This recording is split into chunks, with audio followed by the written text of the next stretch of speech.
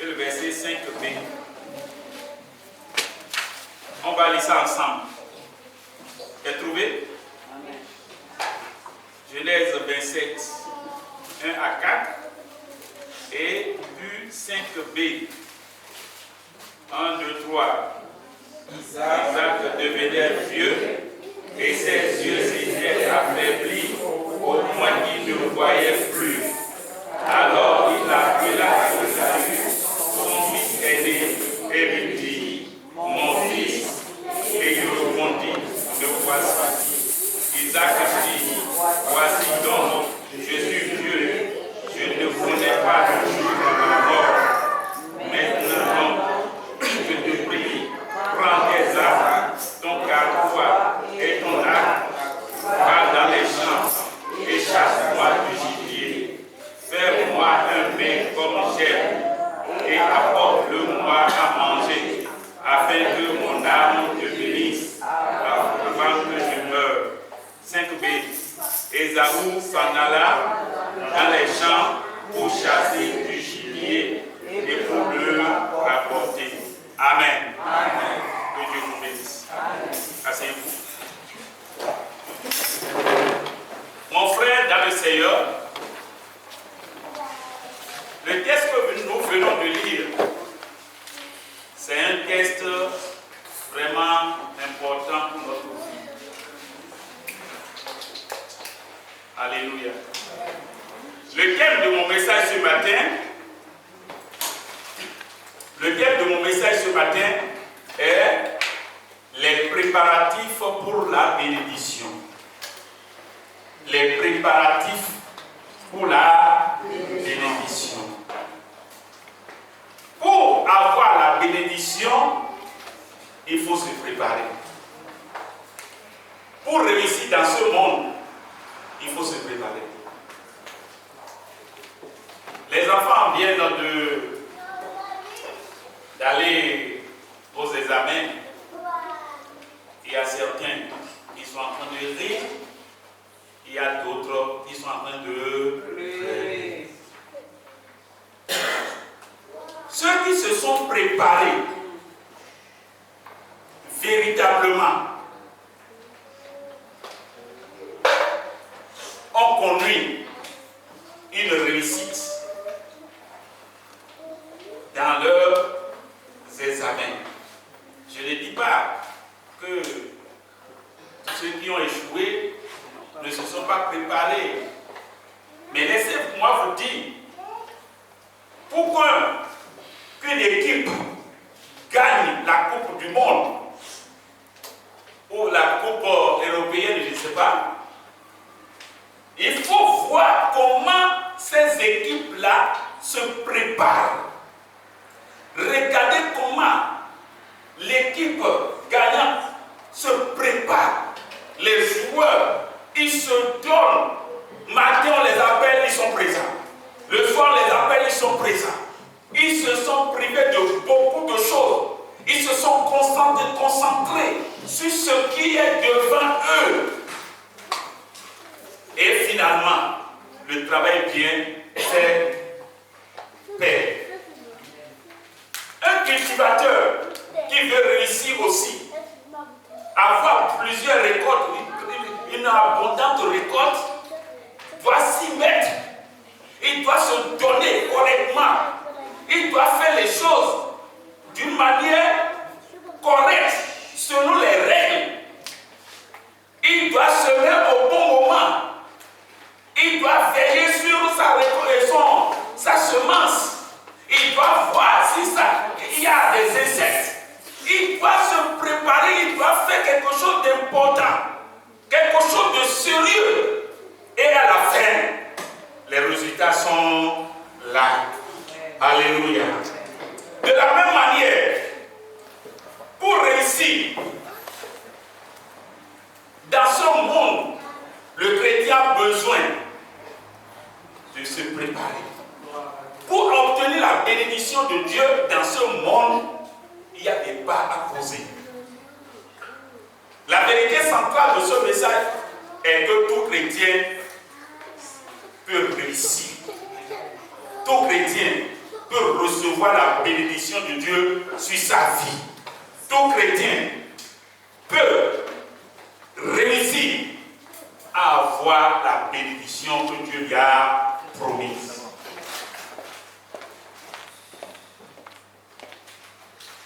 Voyons les trois façons par lesquelles le chrétien va se préparer pour obtenir sa bénédiction. Ce matin, je voudrais vous parler sur trois choses importantes. Première chose, le chrétien doit se préparer pour obtenir la bénédiction de Dieu sur sa vie en répondant à la paix. En répondant à la paix. Lisons le verset 1. Isaac devenait vieux et ses yeux s'étaient affaiblis au point qu'il ne voyait plus. Alors il appela Ésaü, son fils aîné, et lui dit: mon fils. Et Ésaü lui répondit: me voici. Quand nous entendons ce mot-là, me voici, c'est le mot des obéissants. Ceux qui obéissent, ceux qui sont des brebis, c'est le mot des brebis. Mon frère, ma soeur, vous connaissez bien cette histoire. Nous l'avons lu maintenant encore. Son papa, qui est Isaac, fatigué, il est sur le point de partir, appelle son fils, dont il est le pasteur, il est son pasteur. Oui, c'est commencé avec Abraham. Abraham a été le pasteur d'Isaac. Isaac, à son tour maintenant, devient le père et le pasteur de ses deux enfants. Il appelle Ésaü. Viens. Ésaü n'est pas resté à la maison. Il n'est pas resté là où on l'a appelé. Mais il a répondu: me voici. Me voici. Me voici. Mon frère, écoute-moi ce matin. Si l'Éternel t'appelle, si Dieu t'appelle aujourd'hui, est-ce que toi tu réponds? Quand Dieu te dit viens au cours biblique, est-ce que tu dis me voici?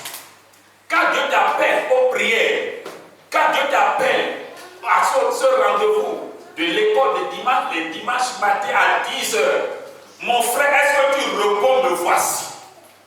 Regarde à l'heure à laquelle tu es venu aujourd'hui. Est-ce que tu as répondu? Beaucoup de chrétiens ne se préparent pas pour obtenir la bénédiction du Père. Quand Dieu les appelle, ils ne sont jamais présents. Comment vous voulez avoir la bénédiction de Dieu sur votre vie? Alléluia. Réveillez-vous. Comment vous voulez que Dieu bénisse votre vie si vous ne répondez pas à son appel?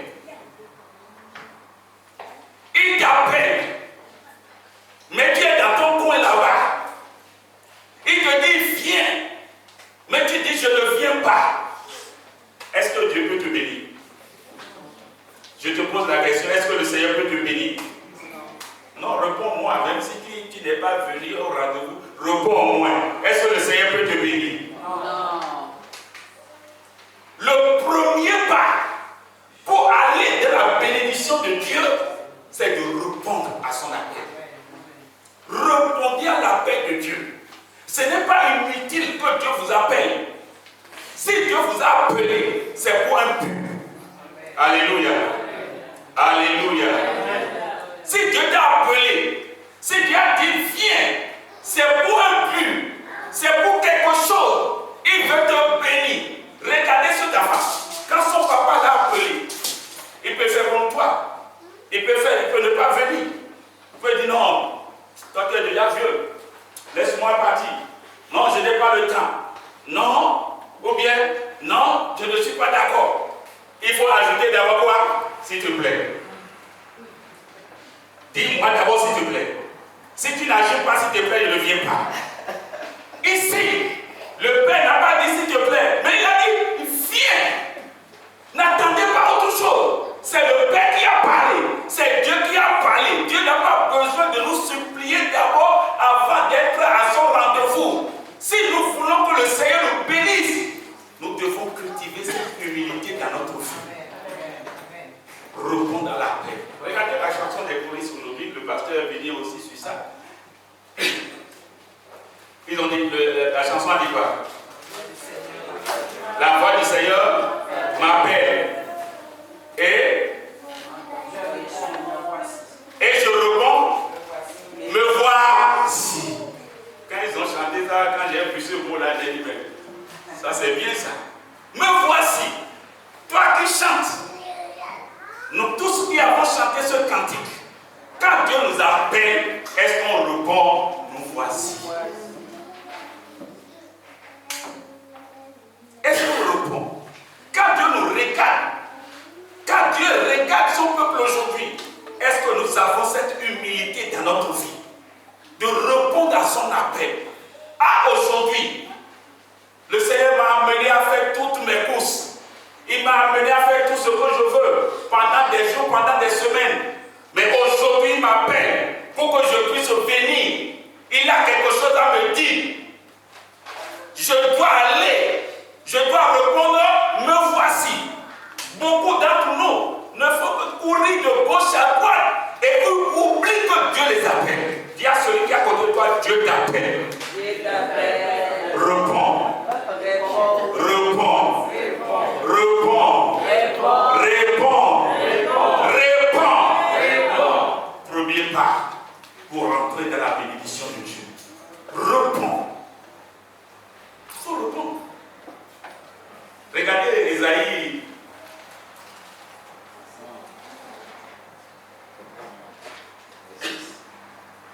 Ésaïe 6, verset 8 à 9. Ou bien verset 8. Ésaïe 6. Oui. Ésaïe 6. Ça y est. Verset 8.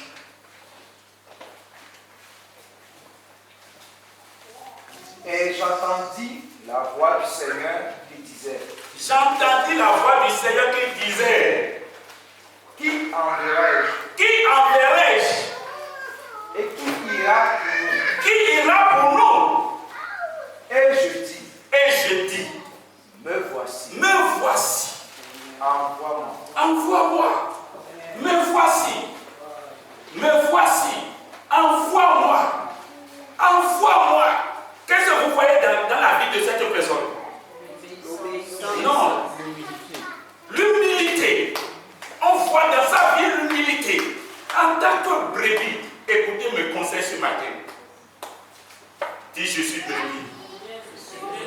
Les brebis entendent la voix de leur berger. Et elles le suivent.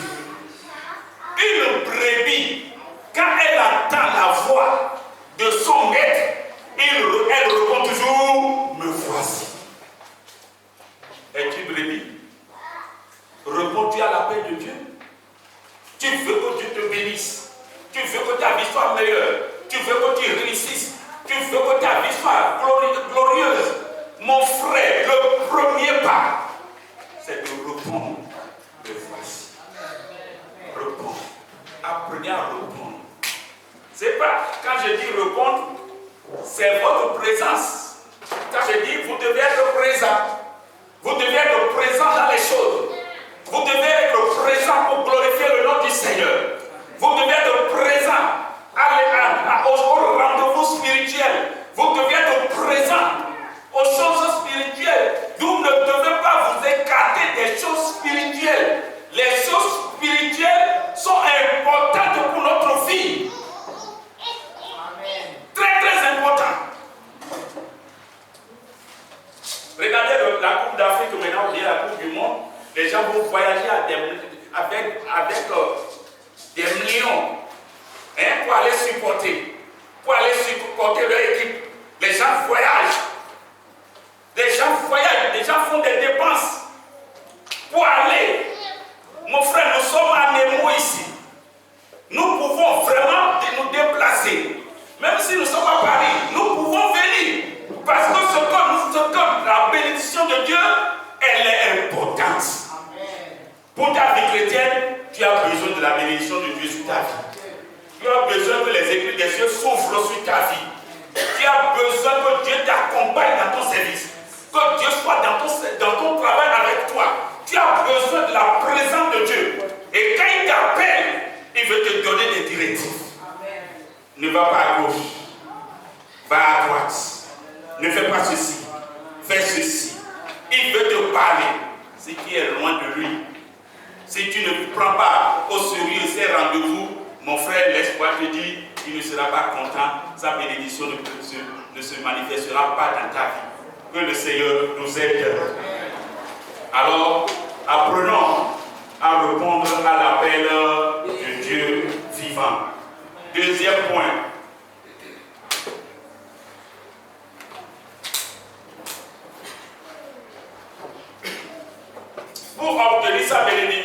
Pour obtenir la bénédiction de Dieu, tout chrétien doit obéir.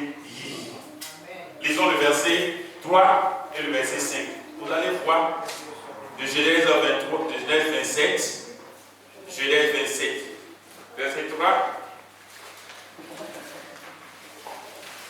Genèse 27, verset 3. Qui dit?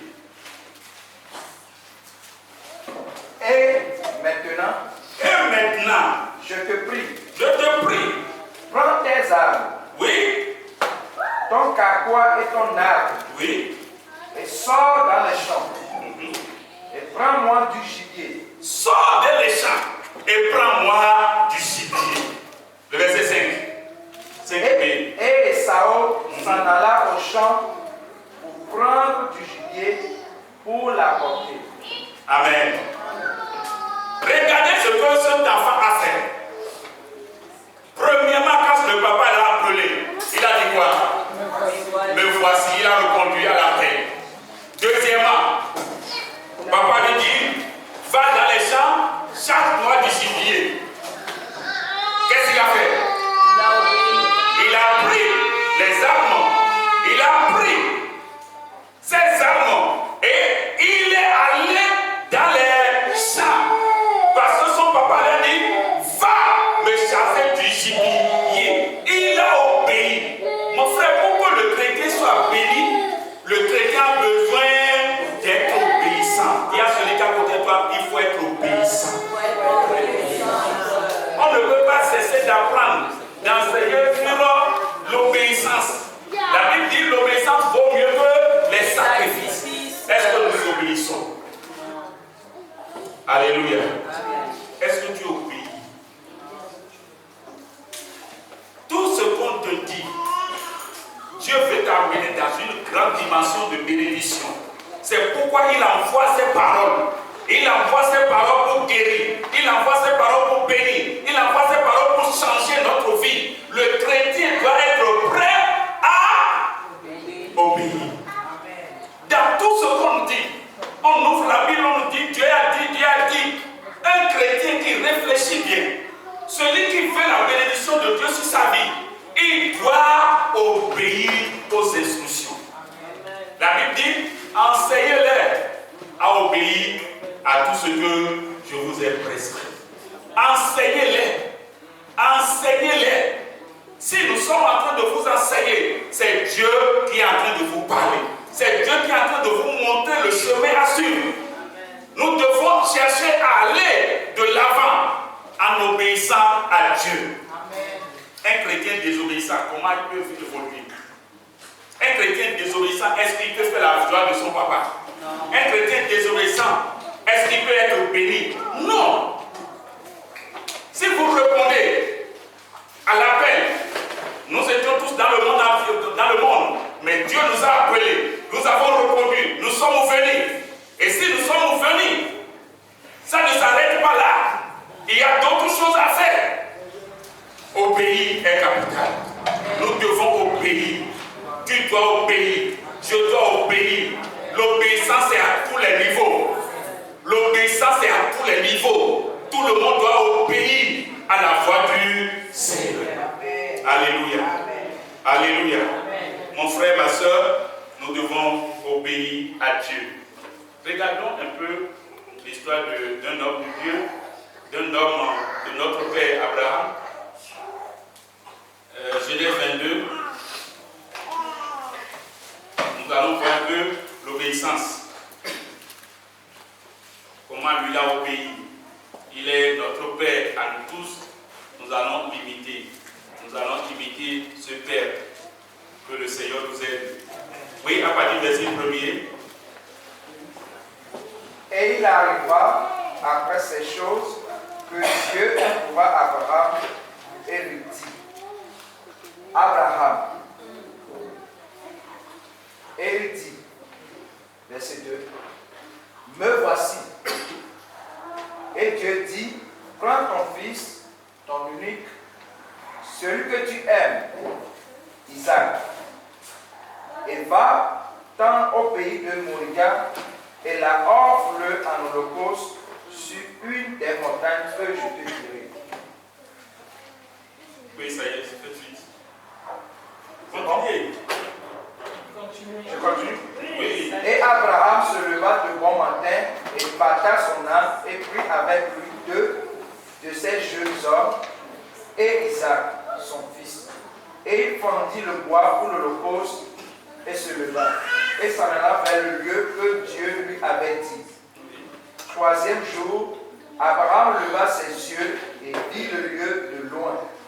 Et Abraham dit à ses jeunes hommes, restez ici, vous avec l'âne, et moi et l'enfant, nous irons jusque-là, et nous adorerons, et nous reviendrons vers vous.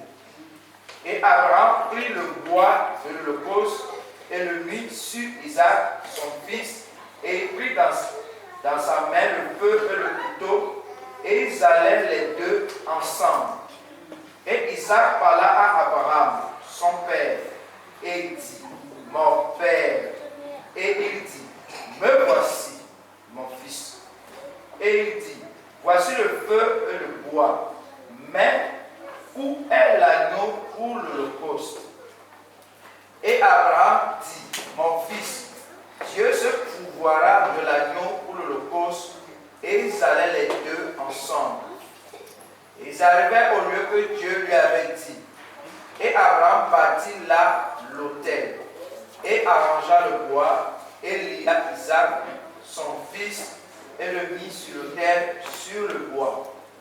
Et Abraham étendit sa main, et prit le couteau pour égorger son fils. Mais l'ange de l'Éternel lui cria des cieux, et dit, Abraham, Abraham. Et il dit, me voici. Et il dit, n'étends pas ta main sur l'enfant, et ne lui fais rien, car maintenant je sais que tu crains Dieu, et que tu ne m'as pas refusé ton fils, ton unique. Et Abraham leva ses yeux et vit, et voici, il y avait derrière lui un bélier retenu à un buisson par les cornes, et Abraham alla et prit le bélier. Merci. Merci, que le Seigneur nous aide. Amen. Regardez ceux qui nous ont dévancés. Comment ils ont marché avec Dieu. Quand Dieu a appelé Abraham, qu'est-ce qu'Abraham a fait? Il a répondu aussi. Et Dieu lui dit, prends ton fils, ton unique, et offre-le-moi comme holocauste. Offre-le-moi comme un sacrifice. Donne-le-moi, ton unique fils. Abraham n'a pas dit, non, je ne peux pas, c'est mon fils unique. Il a dit, comme c'est toi Dieu qui a demandé, je vais le faire. Alléluia. Alléluia. Alléluia. Amen. Je vais le faire. Je vais le faire. Je ça vient de toi, je suis obligé de le faire. Mon frère, l'obéissance à Dieu est capitale. Obéir à Dieu, aux instructions de Dieu est capital. Demandez à chacun de nous d'offrir son fils, son unique,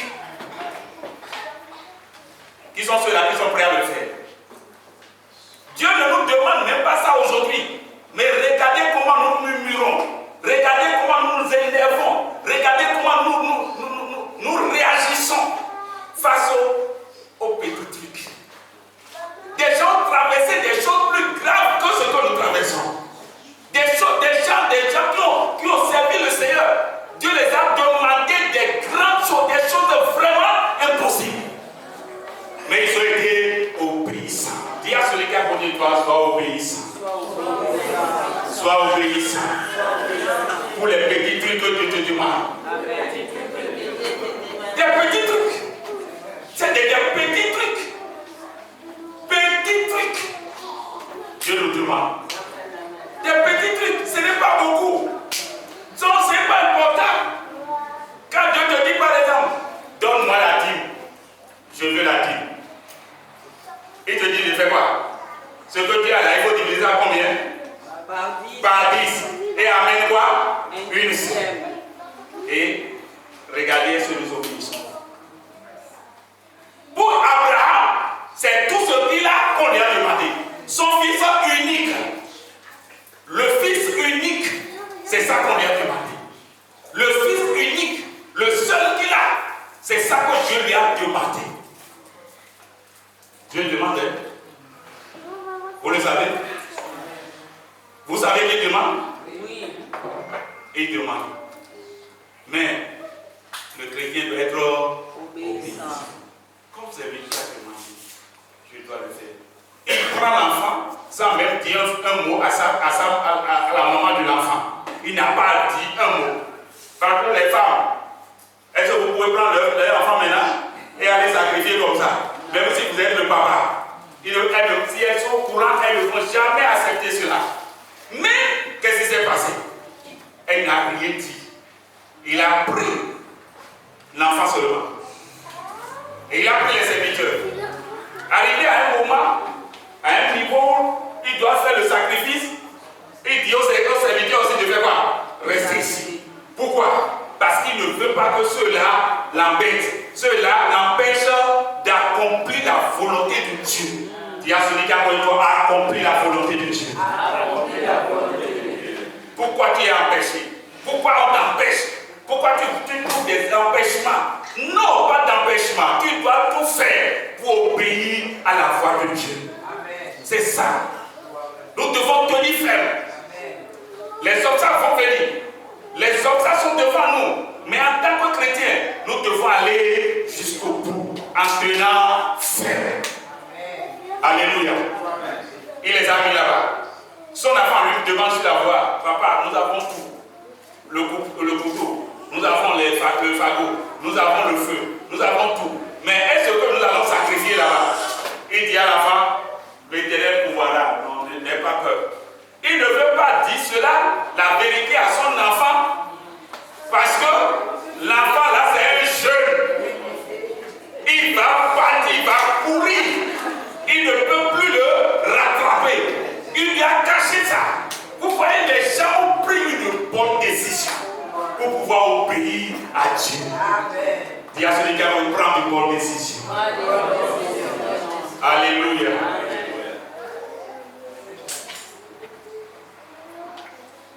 De très bonnes décisions. De grandes décisions. Rien ne doit t'empêcher d'accomplir la volonté de Dieu. Si tu n'accomplis pas la volonté de Dieu dans ta vie à cause de quelque chose, tu vas rendre compte demain.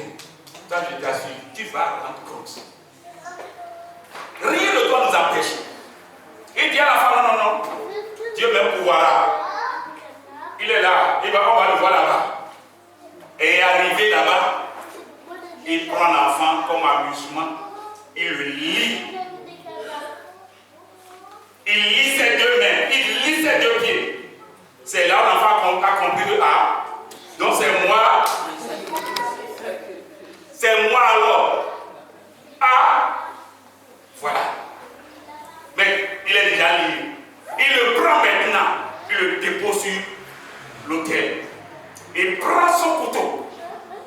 L'enfant est en train de voir son papa comme ça. Mais c'est mon papa, non? Ce n'est pas un autre. Qu'est-ce qu'il est en train de faire? Il veut me tuer ou bien quoi? Le papa prend le couteau, dirige directement le couteau vers la gorge de l'enfant. Dieu même a tremblé là-bas. Dis quoi? Abraham! Il n'a pas entendu. Il a appelé combien de fois d'abord? 2 fois. Il a pris sa décision et rien ne peut l'empêcher. Amen. Prends ta décision. Amen. Prends la bonne décision. Prends la bonne décision d'aller jusqu'au bout. Prends la bonne décision d'obéir à Dieu. Prends la bonne décision d'aller jusqu'à la fin. Sinon, les obstacles sont devant. Les obstacles sont devant. Si vous ne prenez pas la bonne décision, une décision ferme, une décision capitale, vous serez empêché. Alléluia. Alléluia. Oh, alléluia.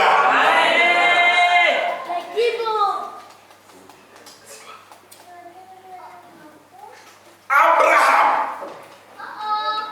son côté en main, et le dirige vers l'avant. Dieu a crié encore une seconde fois, Abraham, tu n'entends pas ce que je dis? Il ne faut pas tuer l'enfant. Il dit, ben, tu m'as dit de faire, je vais aller jusqu'au bout. Je suis venu, je dois l'accomplir. Dieu dit, c'est aujourd'hui que je reconnais que tu crains l'Éternel.